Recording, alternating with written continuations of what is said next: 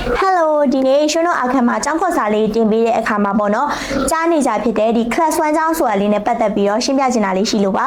ါကျောင်းနေမှာကျတော့ဒီ class 1ကျောင်းရယ် class 2ကျောင်းရယ်ဆိုပြီးတော့ရှိရပေါ့နော်ဒီ class 1ကျောင်းနဲ့ class 2ကျောင်းကဘယ်လိုနေရာတွေမှာကွာသွားမလဲဆိုတော့ပထမတစ်ချက်အနေနဲ့ကကျတော့ visa ကကျတော့ဒီ class 1ကျောင်းမှာကျတော့ visa လျှောက်ရတာပို့ပြီးတော့လွယ်တယ်နောက်ပြီးတော့ဒီ immigration ဘက်ကနေပေါ့နော် class 1ကျောင်းကိုဒီယုံကြည်တာဖြစ်တဲ့အတွက်ကြောင့်မလို့စာရွက်စာတမ်းတောင်းတာတွေလည်းနည်းတယ် visa လျှောက်ရတာပို့ပြီးတော့လွယ်တယ်ဒီ class 2ကျောင်းမှာじゃအဲ့လိုမဟုတ်ဘူး visa လျှောက်တဲ့အခါမှာအခက်အခဲလေးရှိနိုင်တယ်ပေါ့နော်နောက်ပြီးတော့သူကကျောင်းသားဘက်ကရောဒီ sponsor ဘက်ကရောအချက်လက်တွေကိုအသေးစိတ်လိုက်ပြီးတော့တောင်းတယ်ဒါကြောင့်မလို့ visa ရနိုင်ချိန်မှာလည်းနည်းနည်းလေးပို့ပြီးတော့ကွာသွားနိုင်တယ်ပေါ့နော်ဒီ class 1ကျောင်းကကြတော့ဒီစာရွက်စာတမ်းအထောက်ထားခိုင်လုံတယ်ဆိုလို့ရှိရင်ဒီ visa ရနိုင်ချိန်ကပို့ပြီးတော့များတယ်တော်တော်လေးရခိုင်နှုန်းများတယ်ပေါ့နော်ဒီ class 2ကျောင်းကကြတော့ဒီ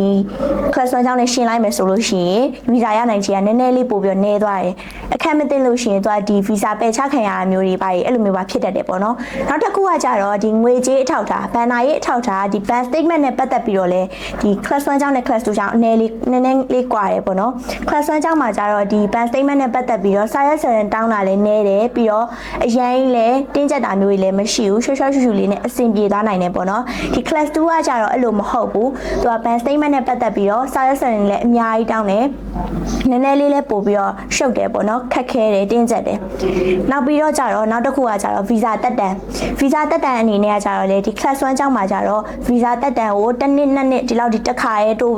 ထုတ်ပေးရပေါ့နော်တစ်နှစ်နှစ်လောက်ထိထုတ်ပေးတယ်ဒါကြောင့်မလို့ visa တက်တန်ခဏပြန်တိုးရတာမျိုးတွေကမရှိနိုင်ဘူးပေါ့နော် class 1ကျောင်းမှာဒီ class 2ကျောင်းမှာကြတော့အဲ့လိုမဟုတ်ဘူးသူကကြတော့6လတစ်ခါပဲထုတ်ပေးရဖြစ်တဲ့အတွက်ကြောင့်မလို့ခဏ visa တက်တန်တိုးရတာမျိုးလေးတွေတော့ရှိတတ်တယ်ဒါကတော့ class 2ကျောင်း class 1ကျောင်းမှာကြတော့ခဏ visa တက်တန်တိုးရတာမျိုးမရှိဘူးပေါ့နော်သူကတစ်နှစ်နှစ်ထိတစ်ခါရဲထုတ်ပေးတယ် class 2ကျောင်းမှာကြတော့ဒီခဏလေးပြန်ပြီးတော့အဲ့လိုတက်တန်တိုးရတာမျိုးလေးတော့ရှိရယ်နောက်တစ်ခုကကြတော့ကျောင်းပြောင်းအလုပ်ပြောင်းတဲ့အခါမှာလည်းနည်းနည်းလေးကွာသွားနိုင်တယ်ပေါ့နော်အဲ့လိုကျောင်းတွေပြောင်းတယ်ဒီ uni တွေတက်တယ် visa ပြောင်းမယ်ဆိုလို့ရှိရင်ဒီ class 1ကျောင်းမှာတက်တဲ့သူကပို့ပြီးတော့ဒီ visa ပြောင်းရတာပို့ပြီးတော့လွယ်ကူတယ်ပေါ့နော်အရင်ကြီးလည်းမခက်ခဲဘူးအခက်ခဲမရှိပဲနဲ့လွယ်ကူနဲ့ပြောင်းလို့ရတယ်ပေါ့နော်ဒီ class 2မှာကျတော့အဲ့လိုမဟုတ်ဘူးကျောင်းတွေပြောင်းတယ်အလုပ်တွေပြောင်းတယ်ဒီ visa ပြောင်းမယ်ဆိုလို့ရှိရင်သူက immigration ဘက်ကနည်းနည်းလေးပို့ပြီးတော့ကြက်နိုင်တယ်ပေါ့နော်နည်းနည်းပို့ပြီးတော့စစ်ဆေးနိုင်တယ်အစစ်ဆေးလေးများတယ်နောက်ပြီးတော့အလုပ်လုပ်လို့ရှိရင်လည်းဒီ visa ပြဿနာလေးတွေဖြစ်တတ်တယ်ပေါ့နော်ဒါကတော့ class 2ကျောင်း class 1ကျောင်းကျတော့ဒီအလုပ်တွေလုပ်မယ်ဒီကျောင်းတွေပြောင်းမယ် uni တက်မယ်ဆိုလို့ရှိရင်ဒါ visa ကသူကပြောင်းရလေလွယ်တယ်အဲဒီလိုအချက်လေးရှိရပေါ့နော်ဒါပေမဲ့ဒီ class 1ကျောင်း class 2ကျောင်းရယ်ဆိုပြီးတော့အဲ့လိုမျိုးအတိကထားပြီးတော့ရွေးချယ်တင်လာဆိုတော့လေအဲ့လိုတော့လည်းမဟုတ်ဘူ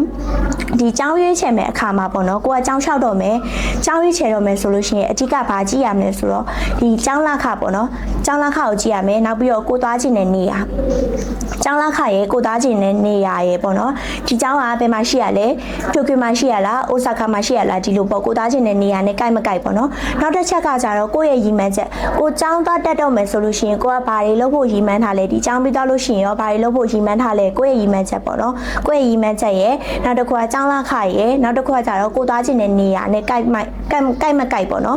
ဒီ၃ချက်ကိုအဓိကထားပြီးတော့ရွေးရမယ်ပေါ့နော်ဒီ class 1 class 2ကျောင်းရယ်ဆိုပြီးတော့အရင်ကြီးလည်းအာရုံထားစရာမလိုဘူးအဓိကအနေနဲ့ကကြတော့ခုနကပြောသွားတဲ့ဒီကျောင်းလခရဲ့ကိုသားခြင်းနဲ့နေရရဲ့ကိုယ့်ရဲ့ရည်မှန်းချက်နဲ့ဒီကိုရှောက်မဲ့ကျောင်းတွေကကြိုက်မကြိုက်ရယ်ဆိုတာရဲ့ပဲအဓိကလေးရွေးချယ်ဖို့လိုတယ်ပေါ့နော်ဒီ class 1ကျောင်းတွေ class 2ကျောင်းတွေအဲ့လိုမျိုးရောအရင်ကြီးတော့အာရုံထားဖို့တော့မလိုပါဘူးတကယ်လို့ကိုကအခုဒီဗီဒီယိုကြည့်နေတယ်ကျောင်းလျှောက်ဖို့စိတ်ကူးရှိရဲဆိုလို့ရှိရင်ပေါ့နော်အဓိကကိုရွေးချယ်မဲ့ကျောင်းကကိုယ့်ရဲ့ရည်မှန်းချက်နဲ့ကြိုက်မကြိုက်နောက်ပြီးတော့ကိုယ့်ရဲ့ဒီကိုရွေးချယ်မဲ့ကျောင်းကကျောင်းလခပေါ့နော်ကျောင်းလခအဆင်ပြေရဲ့လားနောက်ပြီးတော့ကိုသားချင်းနဲ့နေရာဟုတ်ရဲ့လားဒီလိုအချက်လေးတွေကိုပို့ပြီးတော့အလေးထားပြီးတော့ရွေးချယ်ပေးဖို့လိုပါတယ်ခုလိုမျိုး class 1ကျောင်း class 2ကျောင်းနဲ့ပတ်သက်ပြီးတော့ပြောပြပေးသွားတာလေးတွေကိုအားလုံးလည်းနားလည်မယ်လို့ထင်ပါတယ်တကယ်လို့နားမလည်တာလေးတွေမရှင်းတာလေးတွေနောက်ထပ်သိချင်တာလေးတွေရှိလို့ရှိရင်လည်း comment လေးမှာမေးခဲ့လို့ရပါတယ်အားလုံးပဲတတာ